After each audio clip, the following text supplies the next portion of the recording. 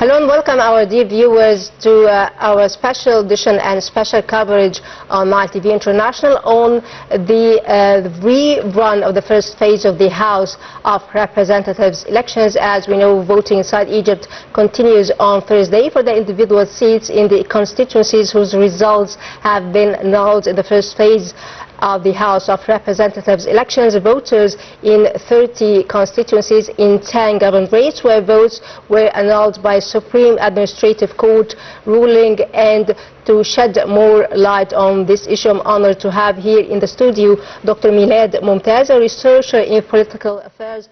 Thank you so much, Doctor, for joining us on Nile TV International. Thank you. Thank you so much. And at the beginning, sir, I would like to know more from you about the significance of the citizens' participation. We have witnessed different age brackets, different segments of society are keen to go to the voting stations in order to cast their votes. And we also witnessed different men, women, young, old. They came from the early morning to cast their votes, believing that their voices will count and also believing that their decisions will lead to a better future in the country. How do you see the significance of the citizens' participation in the elections? First of all, I'd like actually to highlight the significance of the main core of the election. The main core of the election is democracy. So, and by the way, that's not something new to Egypt or Egyptians, by the way. Let me remind everyone of Egypt like early 20th century, by the way. So we've been doing that for a long time, for decades now. So I think more or less Egyptians are very much aware of the value of democracy. They get the fact that democracy is the main way. It's the path to stability. It's the path to having a way better future.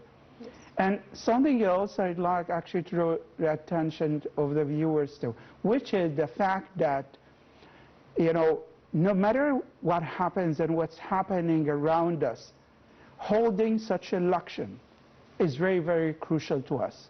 I think some people around the world, they were kind of raising doubts about how Egyptians would be able to make it. I think maybe even in a logical way, some people would say that, okay, it's not the right time. Why don't you put it off? Maybe next year, or maybe year after. Why insisting on holding the election in this year? However, on the other hand, the political leadership, okay, of the country and Egyptians themselves, they were very much willing to go for this. So I think it's not only, you know, the decision, of course, the decision of the political leadership, but as well as the decision of the people themselves. So it's something like, in my mind, it's something that we find everyone agreeing upon. We need this because we are aware, once again, of the fact that democracy is there. Okay, democracy can be practiced no matter of the challenges. And once again, let me remind, those challenges are not easy ones. Let's take a look around us. Is it that simple, talking about this challenges? I would say, I'm not exaggerating, I don't think so. If I put it this way, it's like endless challenges. It's not that simple. By the way, yeah, it's people they may find that some people has something okay to them, but you know, politically speaking and militarily speaking, even the situation in the region is so different. It's so difficult in the region. We take a look in every direction around Egypt, east, west, north, south, and we say that isn't that simple, the challenges, those challenges, but the political leadership of the country, okay, has seen this differently.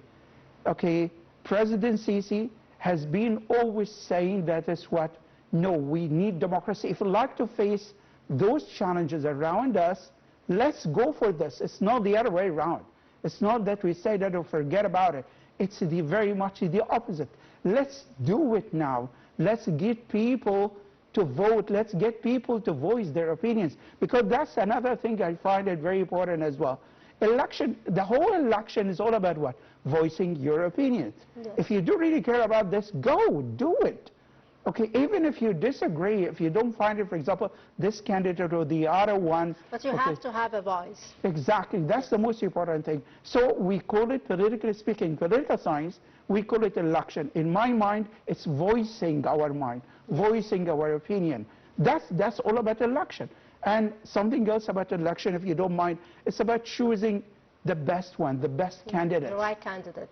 Okay, the word right, despite the fact that it's the right word linguistically speaking, but I find it's not even enough to describe the actuality of those candidates and how qualified. Maybe we'd use the word qualified, because those actually candidates should be highly qualified and should be, in other words, should be corresponding to people's aspirations.